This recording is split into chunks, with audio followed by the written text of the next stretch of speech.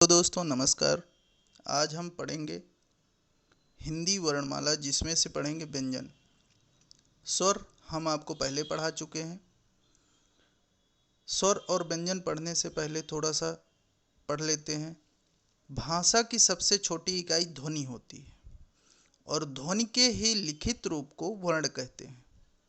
भाषा के मौखिक रूप की सबसे छोटी इकाई ध्वनि होती है और लिखित रूप की सबसे छोटी इकाई वर्ण है। वह मूल ध्वनि जिसके खंड ना हो सके वो वर्ण कहलाता है। और जिस प्रकार फूलों से बनी माला फूलमाला कहलाती है, उसी प्रकार वर्णों से बनी माला वर्णमाला कहलाती है। हिंदी में वर्णमाला के 52 अक्षर होते हैं, जिसमें से हम 11 स्वर पहले ही पढ़ चुके हैं। आज हम पढ़ेंगे व्यंजन। व्यंजन में सबसे पहले पढ़ेंगे हम स्पर्श व्यंजन। स्पर्श व्यंजन यानी कि जब हमारी मुख द्वार से हवा निकलती है, प्राणवायु निकलती है, तो कहीं ना कहीं मुख के किसी न किसी स्थान पर स्पर्श करती है, इसीलिए हम उनको स्पर्श व्यंजन 25 होते हैं। इन्हीं को वर्गीय व्यंजन भी बोलते हैं। वर्गीय व्यंजन इसलिए बोलते हैं कि 1 2 3 ऊपर लिखने के बाद नीचे काउंट करेंगे तो 5 आएंगे। क च ट त प ये 5 है और का खा गा गा अंगा ये 5 है, इसलिए इनको हम वर्गीय व्यंजन बोलते हैं। अब पहले का वर्ग। का वर्ग में हम लिख लेंगे का खा गा घा अंगा तक। हमारे साथ अगर हिंदी आपको पढ़ना है और किसी भी एग्जाम में पूरे पूरे नंबर लाना है, तो कृपया पेन और कॉपी लेकर के जैसे जैसे हमारे वीडियो में इमेज दिखाई दे रही है वैसे ही आपको बनाते जाना है। जब एक बार आप अच्छे से बना लेंगे तो आपको अच्छे से कंठस्थ भी हो जाएगा। हाँ, हमारा कंटेंट आपको ट्रिक वाला नहीं मिलेगा, ट्रिक वाला कम ही मिलेगा, मगर कंटेंट ऐसा मिलेगा जो किसी भी एग्ज़ाम में इससे बाहर नहीं जा सकता, गारंटी है। मेरे हर एक वीडियो को अगर नोट्स बनाते हुए आप पढ़ते हैं तो मैं इस चीज़ की गारंटी देता हूँ 100% कि किसी भी हिंदी के एग्ज़ाम में आपके 100 में 100% नंबर आएंगे। तो आगे आते हैं वीडियो की तरफ। पहले कंठ का खा गा घा अंगा तक लिख लेंगे, फिर तालब चा छा जा झा यहाँ तक लिख लेंगे, फिर मूर्धन्य टा ठा डा ढा अड़ा तक लिख लेंगे, फिर दंत ता था दा धा ना लिख लेंगे, फिर आएंगे ओष्ठ। ओष्ठ में पा फा बा भा मा। अब यहाँ से देखना है का वर्ग कंठ। अब यहाँ से याद करना है जो एग्जाम में हमेशा पूछता है कि कौन सा वर्ण कहाँ से बोला जाता है। इस चीज़ की गारंटी दिलाता हूँ कि आपको ये ज़रूर याद हो जाएगा कि कौन सा वर्ण कहाँ से बोला जाता है। पहले आपको का वर्ग कंठ, चा वर्ग तालब्य तालु से, टा वर्ग मूर्धन्य और ता वर्ग दंत, पा वर्ग ओष्ठ।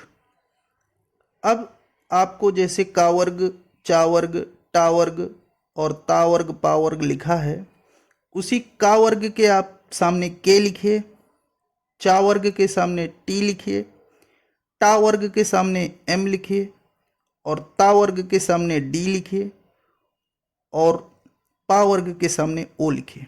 एक गाड़ी होती है KTM 2, बस यही शॉर्टकट है। के से कंठ, टी से तालु, एम से मूर्धा, डी से दंत, ओ से ओष्ठ। बगल में लिख लेंगे कुछ स्वर हैं जो आ कंठ से, ई तालु से, री मूर्धा से और ऊ ओष्ठ से। ये मूल स्वर होते हैं और इनके जो संयुक्त स्वर होंगे उनकी मैं बाद में वीडियो बनाऊंगा, क्योंकि वीडियो बहुत लंबी हो जाएगी, वैसे भी कोई जल्दी देखता नहीं है। अन्य जो बचते हैं व्यंजन, कंठ के सामने हा लिख देंगे, तालब्य के सामने चा वर्ग के सामने यस, KTM 2 यस। और इसको ऐसे ही बोलना शुरू करिए तीनों सा को, तो वैसे भी आपको याद हो जाएगा। जब कभी लिखा देखें तो ये सा जो तालब के सामने लिखा है इसको हमेशा तालु सा बोलिए। दूसरा वाला सा लिखा है मूर्धन्य सा बोला करिए, और तीसरा वाला सा दंती सा बोला करिए। इस तरह से हमारे वर्णमाला के ये स्पर्श व्यंजन 25 खत्म होते हैं। आगे आते हैं स्पर्श संघर्षी व्यंजन। बहुत कम किताबों में आपको मिलेगा, मगर हाँ ध्यान से पढ़िए और ऐसा पढ़िए जो सब कुछ एग्जाम में वही आए जो हम पढ़े हैं। स्पर्श संघर्षी व्यंजन 5 होते हैं, चा, छा, जा, झा, या। इसके बाद आते हैं अंताहिस्त, या, रा, ला, वा, ये 4 होते हैं अंताहिस्त। अब आते हैं ऊष्म व्यंजन, या सिर्फ संघर्षी व्यंजन लिख के दे तो भी इन्हीं चारों में से कोई एक होता है। आइए वही वैसे ही बोलेंगे, तालब्य सा, मूर्धन्य सा, दंती सा और हा। इसके बाद आते हैं अर्धस्वर, या और वा को अर्धस्वर बोलते हैं। फिर इसके बाद आता है लुंठित या प्रकंपित व्यंजन, जिसको रा बोलते हैं, और पार्श्विक व्यंजन ला होता है।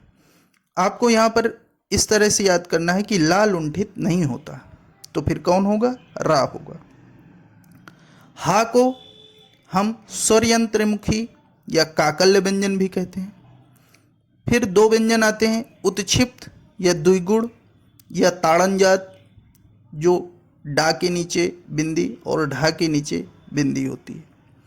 फिर आगत और ग्रहित व्यंजन, जिनको नुक्ता लगाया जाता है, अरबी फारसी से लिया गया है। शिव प्रसाद सितारे हिंद ने इनको बताया है। का, ख, ग, ज, फ, ये होते हैं 5 जो आगत या ग्रहित व्यंजन कहलाते हैं। दंतोष्ठ व्यंजन होता है वा।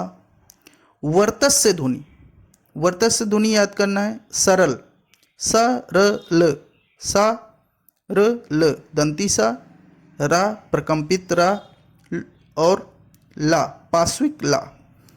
इसके बाद पंचमाक्षर बचते हैं, जिनको नासिक या अनुनासिक बोलते हैं। ये 5 होते हैं, अंगा, या, अड़ा, ना, मा।